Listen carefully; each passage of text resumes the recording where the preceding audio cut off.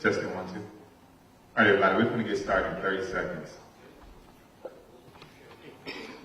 Reverend Jones.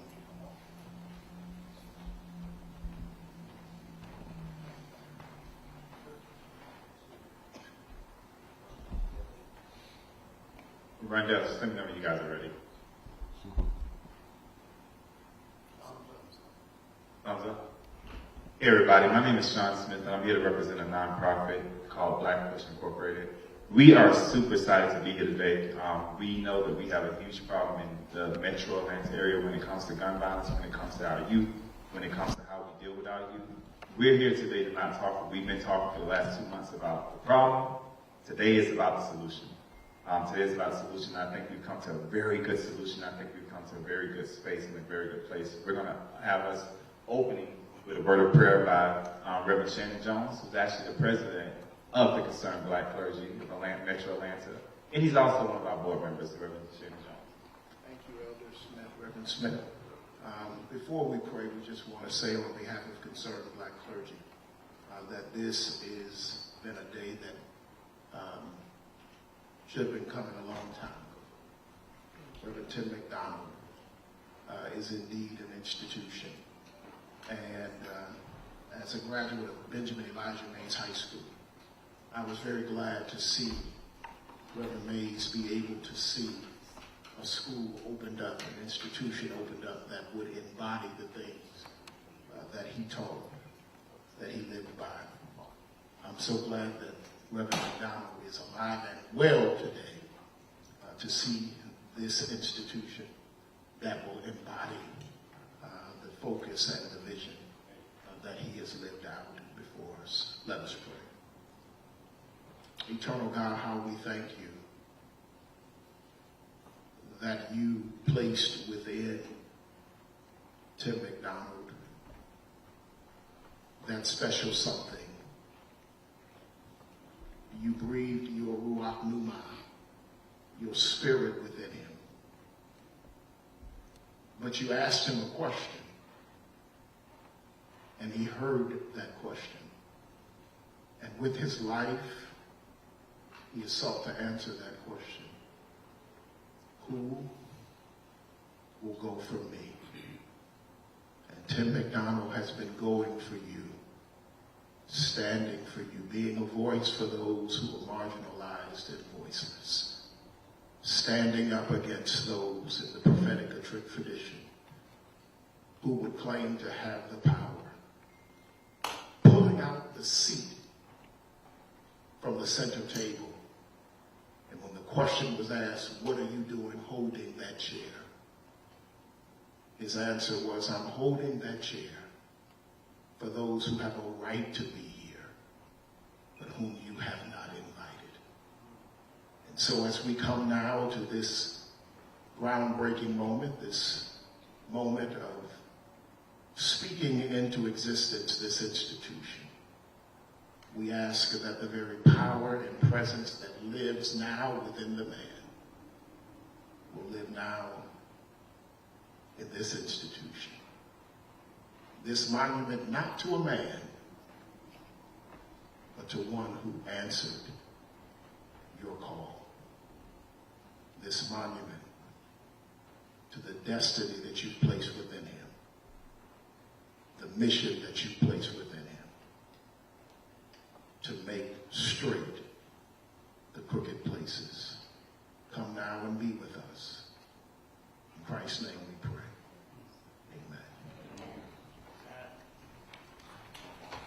We won't be before you guys long.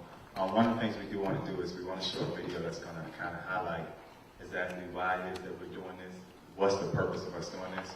So we're going to show this video that kind of highlights the purpose of us doing this. I think we have it queued up. And then after the video, the first speaker we will hear from there will be Commissioner Lorraine Cochran, followed by Commissioner Robert Patrick. And then we'll hear a word about the man of the hour from our very leader, Reverend Gerald Derby. Let's show the video.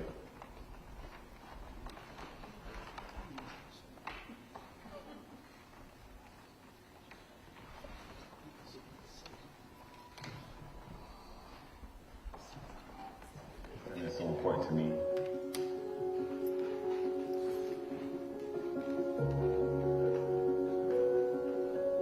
I think it goes back to literally how I was raised. I want to dream big, and one of the things that's important to me is that I don't want to get us caught up in like the financial aspect of it, right? I am not here to make my rent off of you.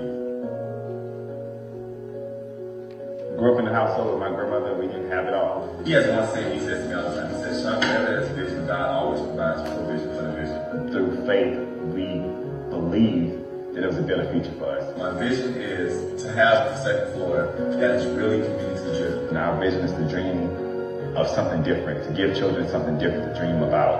I purposely, when we go do the tour of the second floor today, I purposely left it in the condition that it was in, because if you don't have a vision to see past what's up there now, then you can't be a part of seeing it, right? I want people who can like look at it, like see all the dirt in there and see the mess, like, dang, this, I can see this. I can make this happen. I'm super excited that we'll be announcing that the name of the center will be the Reverend Timothy McDonald Outreach Community Center. And if it had not been for somebody just encouraging me along the journey, like, I would be different. So I want to change that narrative, y'all. Like, I really do. Like, I'm more passionate about that than anything.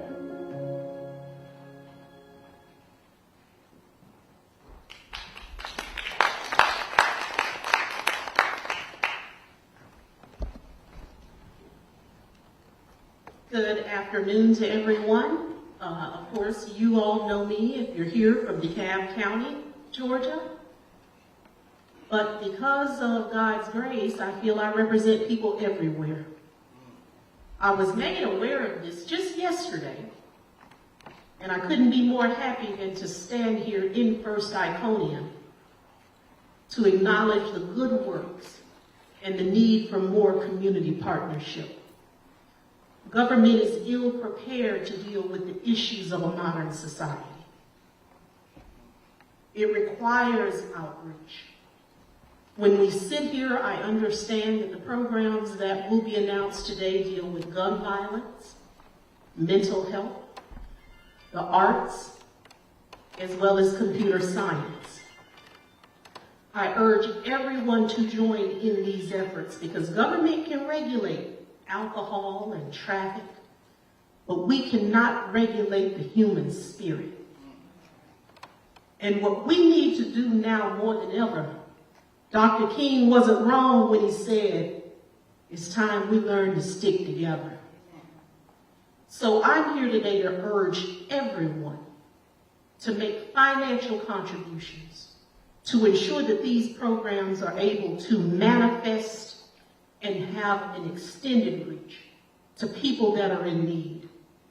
Because when you see what we're experiencing in our communities, hurt people hurt people. We're dealing with a community who are hurting, and we don't understand the effects of mental illness. We don't understand what our youth experience and endure.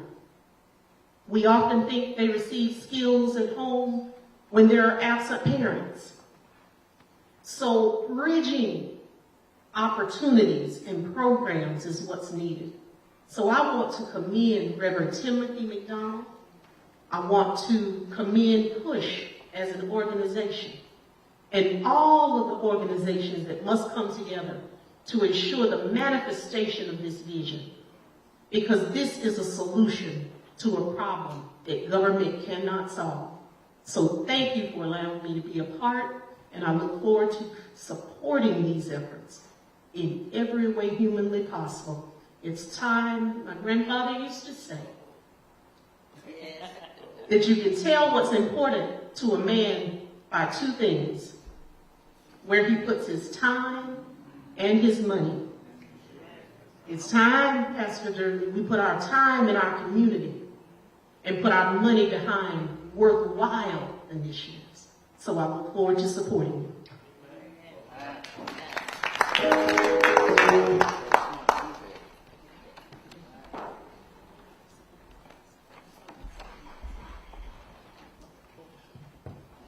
Good afternoon. I'm Commissioner Robert Patrick, represent District 1 DeKalb County. First of all, thank you very much for the very warm invitation to be here today. It's much appreciated. It's nice to come down to the south side and see some good folks here too, so thank you very much. It's always hard to follow up with the great words of Commissioner Cochran-Johnson, but I'll keep my comments brief. you know, we're living through trying times. Turn on the TV every day, and there's something terrible that happens, even over the holidays, even on Sundays with our families. Gun violence is a component to that.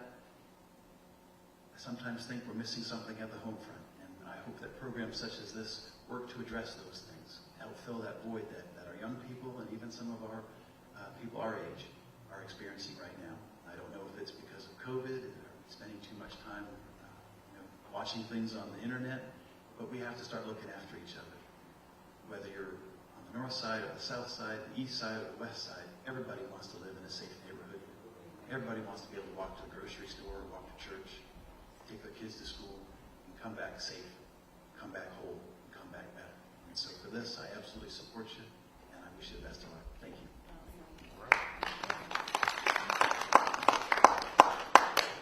Good afternoon, everybody. I'm Commissioner Larry Johnson, and welcome to District 3. I'm glad that you all are here. This is an awesome responsibility. I represent this area. That's what God has called me to represent. And so we're here to connect and make a difference. This issue is very personal, and we want to support what we're doing in this district. And Reverend Mack, wherever you are, this is a great and distinguished honor for a trailblazer, a warrior, a person who's a man of God, who stands here in the midst of making it happen for us. Violence is rampant. As a young man growing up in Inglewood, south side of Chicago, I had a chance to see it personally. I mean, when I left when I went to college, we had about 800 homicides on one side of town. But now it's coming down south. We just recognize it. It's been here. Gangs been here. But I think this center is going to be an opportunity for us to connect and re-energize and focus on collaboration and building partnership. Government can't do it by themselves. I had a Miss Jones, I had an Eloise, and I had a grandmother. And they work with our schools, and they work together with our nonprofits. So this has to be a collaboration. It won't be one group that has to claim responsibility. It takes all of us working together. And so we stand here as your commissioner in this area to see how I can work with Reverend Mack and his nonprofits, because prevention is the key. There's an African proverb that says we make the path by walking it together. And that path means education, prevention, environmental modification, and wellness, which is mind, body, and spirit connected together to make sure we can propel ourselves going forward. Unfortunately, a couple of weeks ago, I had a 17-year-old that was murdered. A young man called her to come out of her bed about 11 o'clock. She was the homecoming queen. She was head of the ROTC at Towers High School. And I had a chance to go by there just to connect with the students to see where they are. And the mother was tore up. And they don't speak English. And the boy, her young brother, which is in middle school, Pastor Mack at Bethune Middle School, had to interpret. So he lost a big sister. And then I met the best friend at the school. And she said, I only had 2 friends left. This was one of them. I mean, the day before, they were all practicing. The day I was there 2 weeks ago, they were doing their senior prom pictures. Now she's not here. She's missing because of being murdered on Glenwood Road. And so we stand with you and whatever we can do to help to propel this effort to move forward. But just know DeKalb County has resources. We're working as well to do stuff in our community. So thank you for the opportunity, and let's work to make Reverend Mack name as proud as it is today. God bless you. Thank you. So this time, just to make it real quick, I don't feel privileged enough to even introduce the person who we're naming this building after. The only person I could think of when I reached out was a guy who's been on the front lines forever, a civil rights legend within his own right. He needs no introduction. Everybody, we can give it up for the only Reverend Gerald Durrell.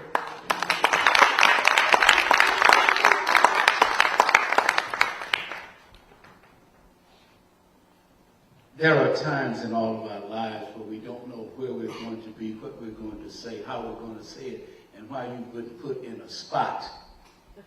Today, I'm reminded in 1961, that was my freshman year, so don't cally up. I'll be 81 my next birthday. And I don't feel no way tired. But more importantly, when we were talking about the same kinds of issues that are negatively, disproportionately impacting our community then, when we talked about not voter suppression, but voter denial then, when we talked about all the segregated laws, and we began to pull together something called SNCC, Student Nonviolent Coordinating Committee. And we came together very much like in a place like this. Many of the great movements started in places like First Iconium with people like Reverend Timothy McDonald. Those who had visionary ideas, those who were not afraid to speak truth to the powerful, those who were not afraid to even challenge our own at times like this. Many times, programs of this magnitude with Sean Smith and Blackwood, when they come together, they start in places like this. We euphemistically call this Holy Ghost heaven, because when you come in here, Reverend Timothy McDonald is going to speak truth not only to those of us who are here in many instances, but also to the powerful. He's unashamed, he's unabridged, and he will talk truth. So many times we found black folks, colored, Negro, I don't know what we call this now, but anyway, we get behind the scenes and we don't speak out front. He's always been a cutting edge, and to bring together nonprofit groups, and particularly around mental health. As you know, I'm a psychologist as well as a pastor. So when we talk about the three things that kept us strong as a group, and it's put here, is the church, the family, and the school. Right now, the schools have become so distorted. The family has gone in so many directions. And now we've got to understand that the church, too, we cannot afford to do social distancing. The strength of the black church is epitomized by First Iconium has not been, they said there were 5-letter words that made the black church strong. It was not necessarily money, and at times it was not faith, but it was always a key word that made us strong, and that's what we see today. What this session will be about. The 5-letter word that always made us strong was T-O-U-C-H, touch. The touch. Grandma could sit down and say, here, baby, take a piece of peppermint candy and put your dress down. She was teaching discipline. It was the discipline in places like this that gave us the strength to move to the next level. So as we come together today, for the 501c3s and others that will come here, we come because we're a unified front. Booker T. Washington said, when you put all the fingers together, you've got a fist, and you will strike. We're now prepared to strike. A lot of the things that we didn't understand, that we did not know what we were doing. If you talk with Andy and John and some of us who came up, they said, oh, you all right? We didn't know what we were going to do, but we knew we had to do it. And Reverend McDonald said, we had to did it again. And when he said that, you know you got to get out there and march. And working together along with Black Push today, it was an honor. When I came here, I didn't know. I saw my name on the list. I said, what do I have to say? But sometimes when you're in a, and this is my favorite word, what is it, Tim? A kairos moment. You tell time two ways. Chronos means there's so many minutes in an hour, so many hours in a day. We said we'd come here at 12 o'clock chronologically. This is not a chronological meeting. This is a kairos meeting designed by God Almighty. It's coming through the power of Tim McDonald and Sean Smith and Black Push. Kairos means that there are no time. It means that you and I are not here by accident. You've been put here for this time for such a reason as this, and for the foundation to make it go. I close with this, that I'm tired of black folks getting together and shouting, wigs falling off their head, teeth falling off their mouth, talking about I'm on the battlefield for my Lord. I'm on the battlefield. You people sitting here, you're not on the battlefield, you're in the battle. That's what's important. We've got to tell our people to get in the battle. I know some folks that have been singing that song, they're 30 miles from the battle. They don't have a scar, they have never been divorced, they've never been in debt, they never had a debt. But when you've been in the battle, so we're here by a man and a place that's opened up a center that's in the battle, not on the battlefield. We've seen people 30 miles from the battle talking about I'm on the battlefield, and they're gone before you see them. So today we come, we want to thank my good friend, Reverend Timothy McDonald. And I guess what I'd like to say is that so many times we wonder, I'll never forget, and many of you know, C.T. Gibbons was there with me for a long time in the pulpit. And we'd always wonder, we asked the question one time, Jesse and all of, was it worth? I was a little boy then, about 63, 64 years old. And would you do it again? And so Joe Lara said, well, yeah, I'll do it. Andy said, yeah, I'll do it. C.T., yeah, I'll do it. Yes, yeah. But would you do it again? And that really epitomizes the day. The torch has been passed on. Tim McDonald has not only assumed the torch. I know a lot of people that have taken the torch, but the torch is blown out. The torch has gotten put under a bushel. He has taken the torch and has lighted the way for all of us to continue to march.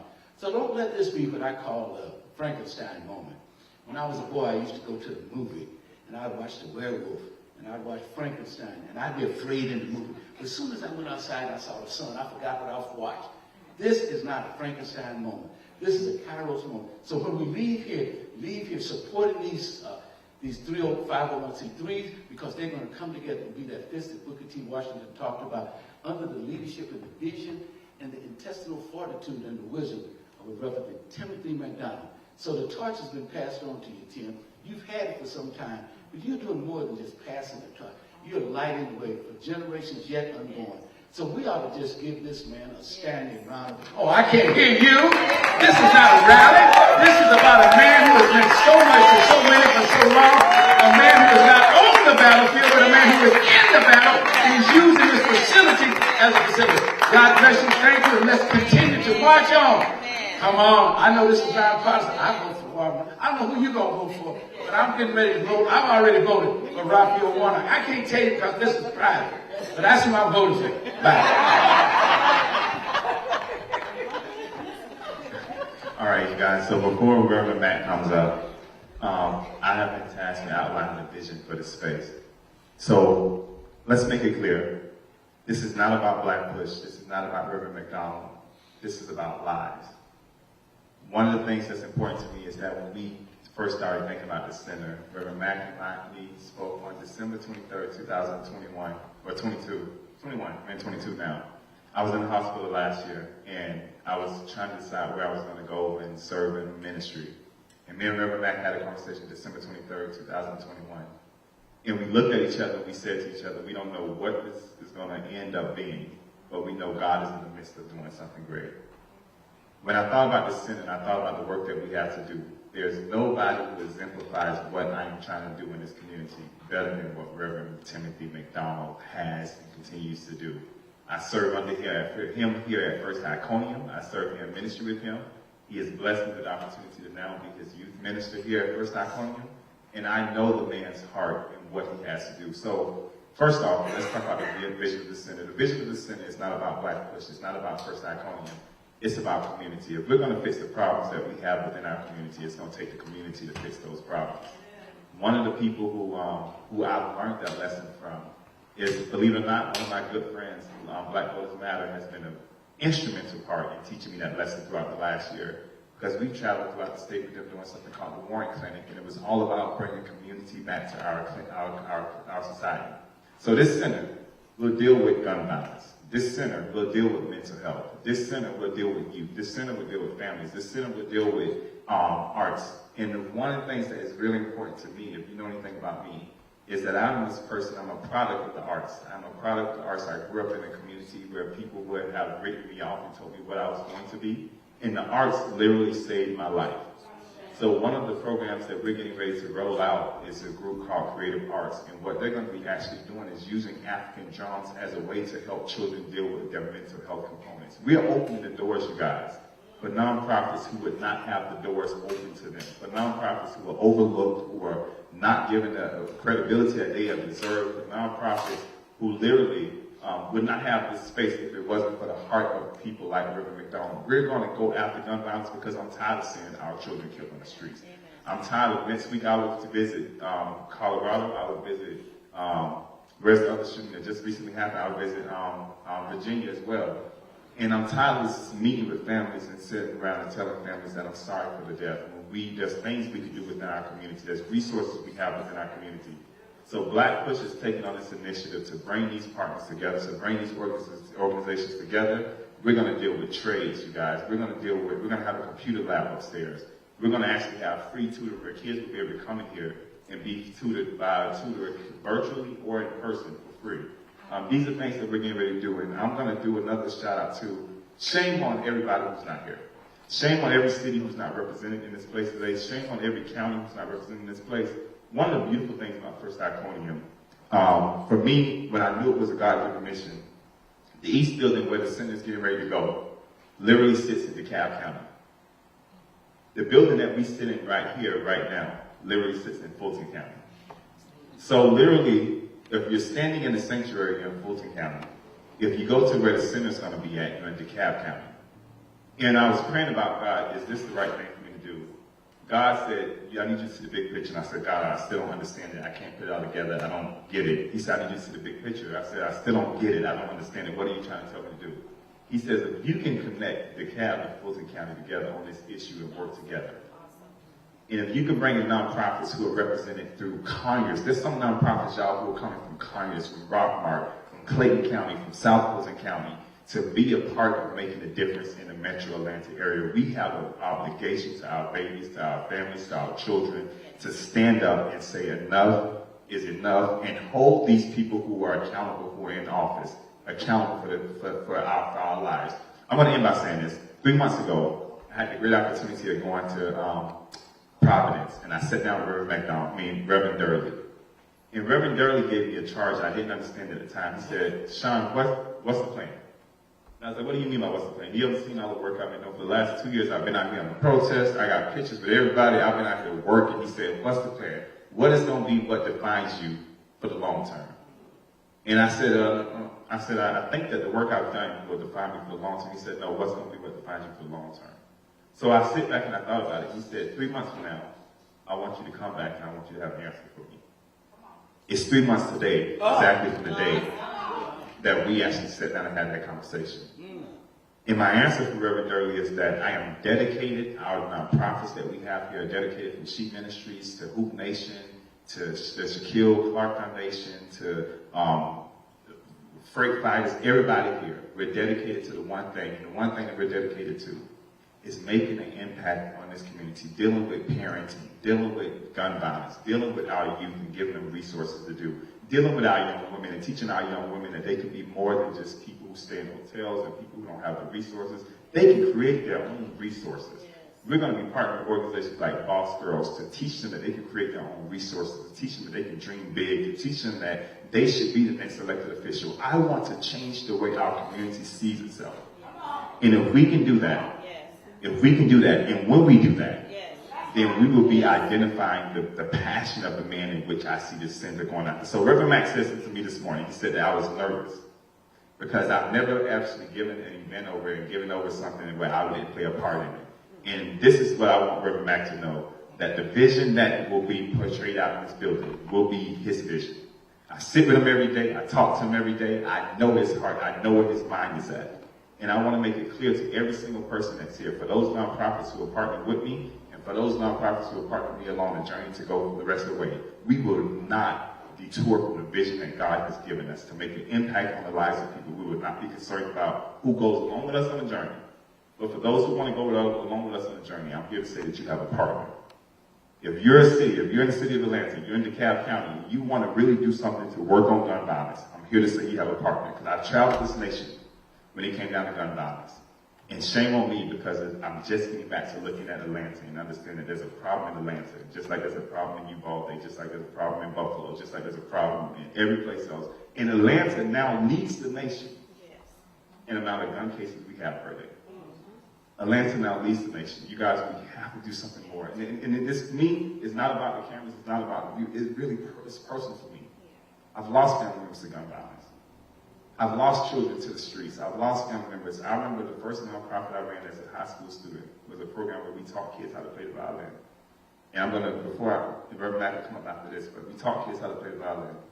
My teacher started the program because of the fact that he found out that there was an elementary school teaching that had all these violins and nobody teaching. So the school had bought 40 violins for the school and never taught anybody how to play it. For 5 years, we shouldn't have sat there.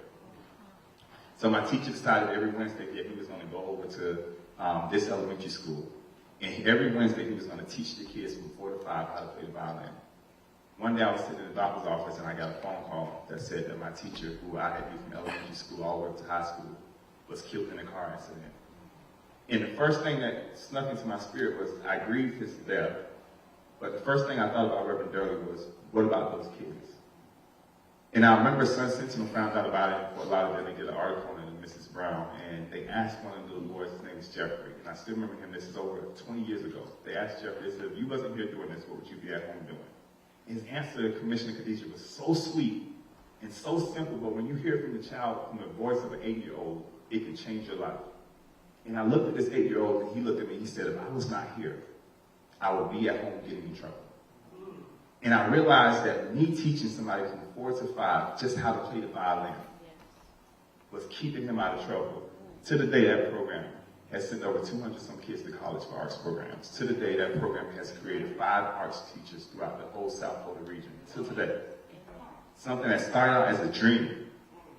Something that started out as a vision when people said that we could not do it. When people said that we cannot make an impact on gun violence. I'm here to say we can, we will, as a community. And the man in which this building symbolizes, Reverend Timothy McDonald, is the epitome of why we will do it. Because by faith, by hard work, and by dedication, and perseverance, and not caring how it looks, and calling out those who don't want to give a voice to this issue, we're going to get it accomplished. Without further ado, I introduce to you Reverend Timothy McDonald III. You answered my question.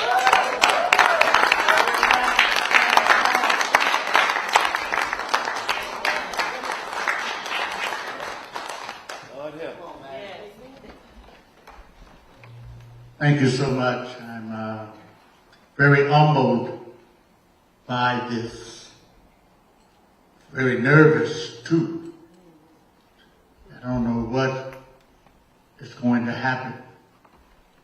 Usually a pastor has some idea of what's going to happen at the church. I had no idea about this beyond the conversations that Sean Smith and I had.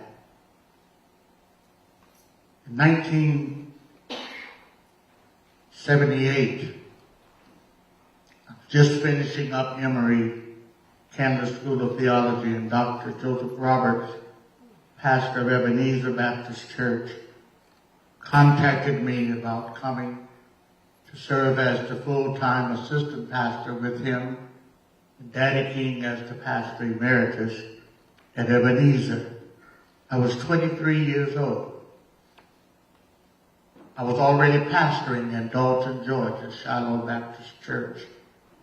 Started pastoring when I was 21. And God said, I want you to go to Ebenezer. And I went to Ebenezer, and Dr. Roberts asked me, how long can you give me? I said, I'll give you 5 years. And then I'm going to pastor my own church again. I stayed for 6 with Daddy King. I asked permission from Mrs. Christine King Parish to drive him around. It was during that 6 years that the missing and murdered children was happening in Atlanta.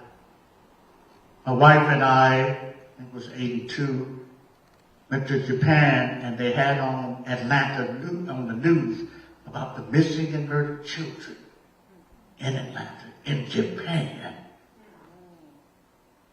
Concerned Black Clergy was born out of the ministers coming together to discuss the missing and murdered children. When they arrested Wayne Williams, the suggestion was made for the clergy, well, we've solved it. We can disband now.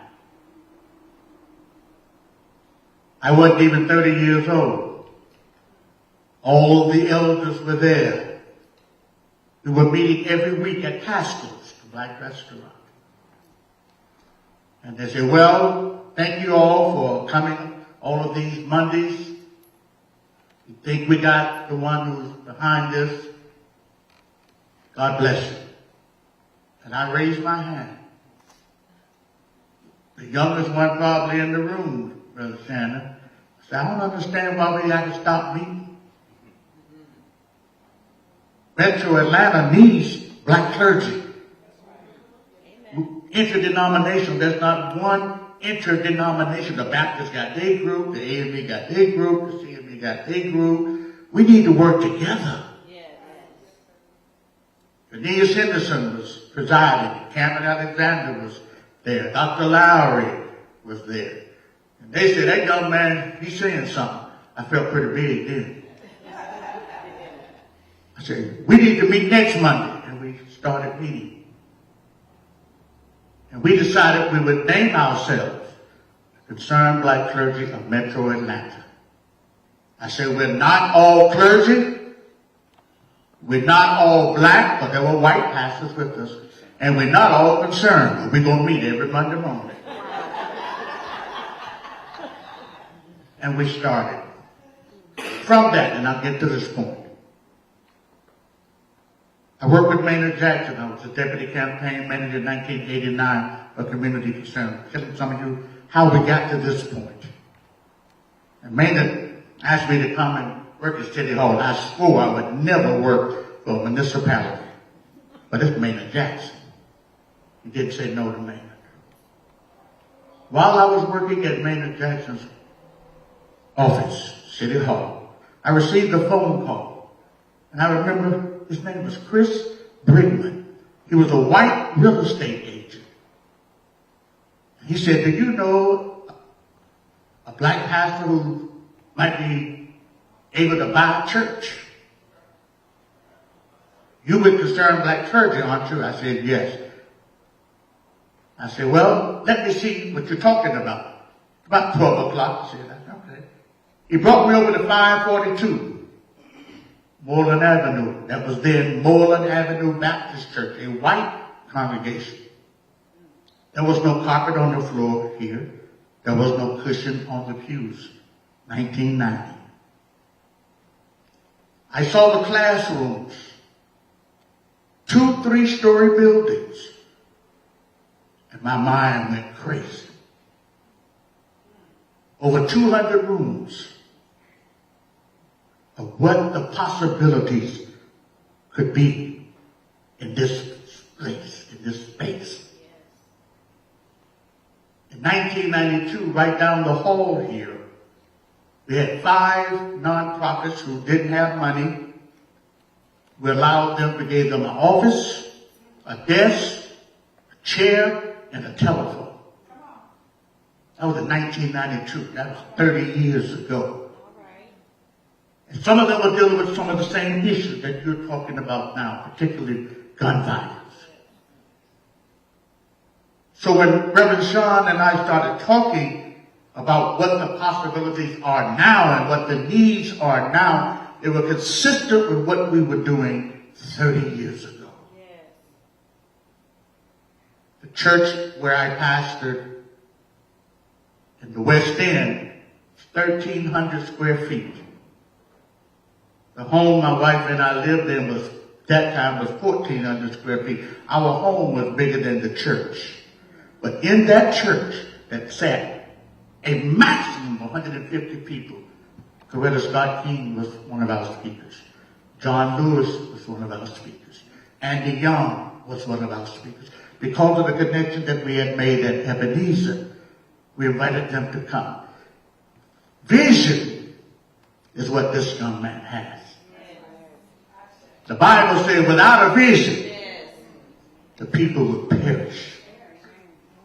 When we came over here and I showed my deacons and my trustees this building with cobwebs everywhere, paint hanging everywhere, you know, just hard floors, no cushion, they said, Red, we don't need that. But I saw the rooms that could service the community. If COVID has taught me anything, COVID has taught me the church is not a building. The church is the people.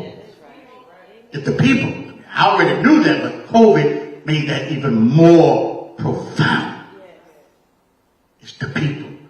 We've had a school, a daycare center here that serves 175 children. We got a Christian school. And when Elder Smith and I talked about the vision, I said, let's make sure that whatever we do is 10,000 square feet on that floor, 80,000 square feet in this complex. Let's make sure we serve the community. I get so upset when I see these big churches with all this space and it's dead during the week. Nothing is going on during the week. That will not be First Iconium. 30 years ago, we had the first computer technology center with 15 computers with a floppy disk that was really a floppy disk, y'all. That's how long ago we had it. We had an after-school math and science program here 30 years ago for children in the surrounding community. 30 years ago. This is consistent with what we have been trying to do. And now God has sent you. And he introduced me to several of you and what you're going to bring to this space to service the people. Because at the end of the day, it's about service to the people. One of my favorite quotes is, real leaders don't just make more followers. Real leaders make more leaders.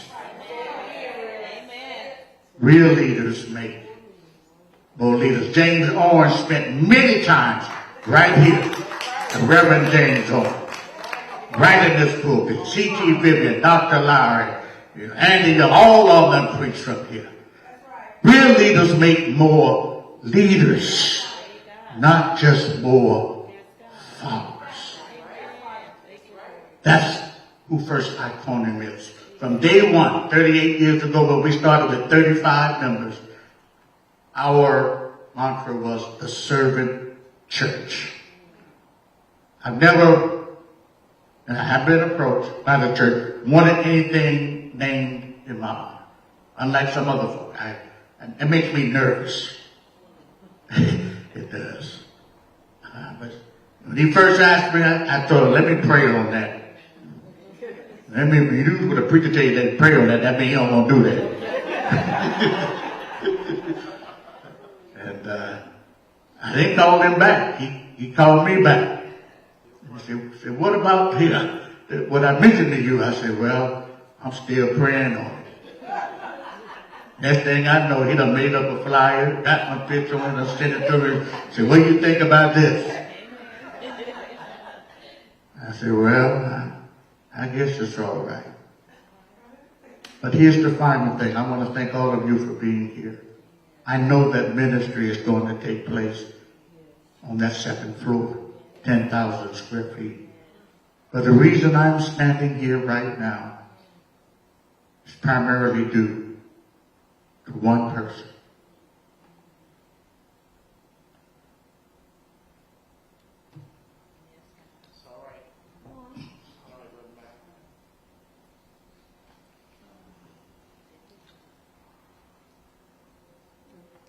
I was 21. She was 19. And I met her at Berry College in November. In 6 months, I asked her if she would be my wife. In 2 months, it'll be 47 years. She's the wind beneath my wings. Come on now. The highs and the lows. The good time, the bad time. When I went to jail, got arrested, she didn't worry. She just prayed for me, calmed the children down, told them, Daddy gonna be all right. He's just doing the Lord's work. I'm going to ask my wife to come. Amen. Shirley McDonald.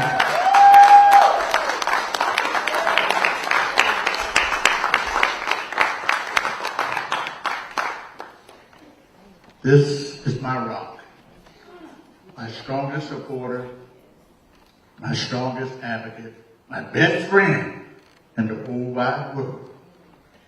We've grown up together, and I thank God for that. Having reached the point in our lives now, she's retired, been retired for 4 years, thanks the Lord every day. I tried to retire right before COVID. I had already announced. And COVID hit, and I can't see how a pastor could leave his people in the midst of a pandemic. But we've been cruising. In the last 12 months, 10 of them, we've been cruising. She's my best companion, the prayer partners. And I thank God for this honor, Black Push. What it means for me is there's work to be done in the kingdom.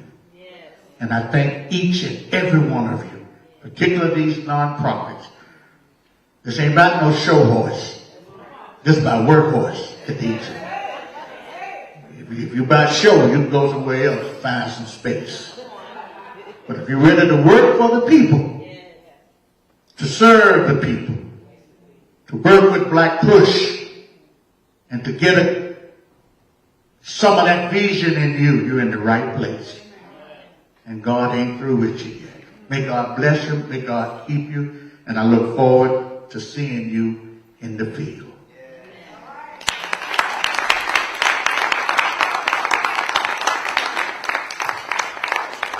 So, come on, 1 second. They're going to stay here for 1 second. So with that being introduced, he said he was nervous about it, but I do want to, I think I'll be remiss if I do not mention that we do have a logo design for this new facility. The new facility will actually open as far as the grand opening will be in February. It'll align with the church's anniversary.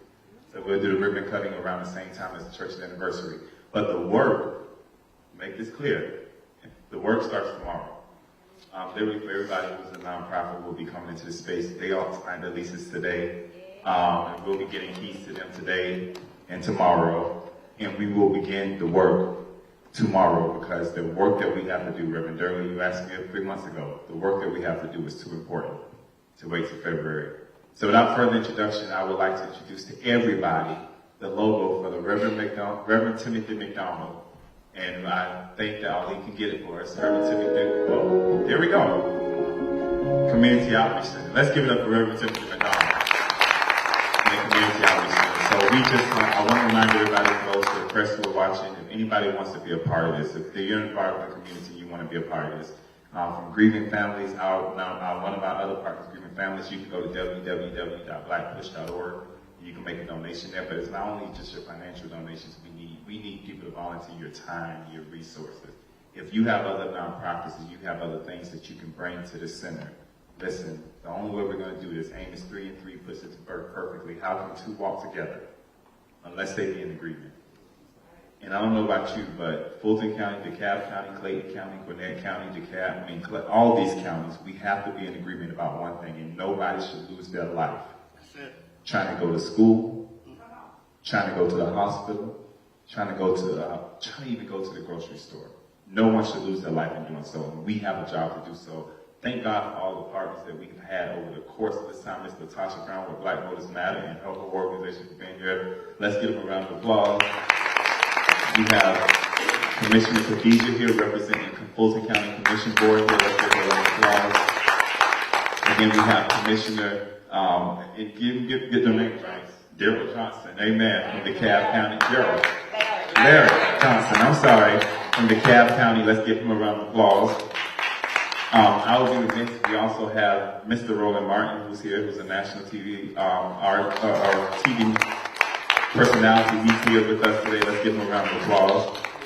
Let's give Shannon Jones, who's here with Concerned Black Clergy, a round of applause. I'm sorry your name, but she's representing Nakima Williams. Miss Freeman. Make sure that the Congresswoman's office is in the house. The Congresswoman's office is in the house. Nakima Williams is in the house. So she's in the representative here, so let's give her a round of applause. Let's give a round of applause to Commissioner Lorraine Cochran, who is currently running. Or no, not running.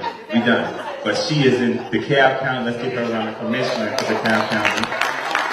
And let's give a round of applause to Commissioner Robert Patrick, who's also representing DeKalb County. And for those while we still have cameras, I'm going to do this, and I'm going to do this loud, and I don't care how anybody feels about it. This center for me is more important than just raising money or just doing something great for Reverend McDonald. I know the man in which I serve under. And I know what he tells me when I serve here at First Iconium. And we're not doing this just for show. We're not doing it just to put his name on the building. We're doing it because the city needs work. That's right. This county needs work. This state needs work. And I'm here to say, Black Push, all of our partners, we're going to put a press release out today that's going to list all the partners that are involved in this work. We're here to work.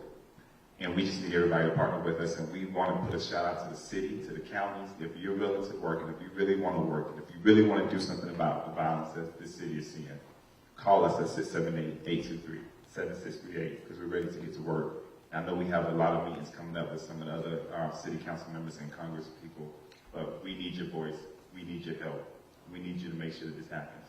And let's give it up for Reverend Timothy McDonald and his lovely wife. Thank you for everybody who was here. If you guys have any questions, we'll answer those questions right after this. Thank you. Have a blessed day. Thank you.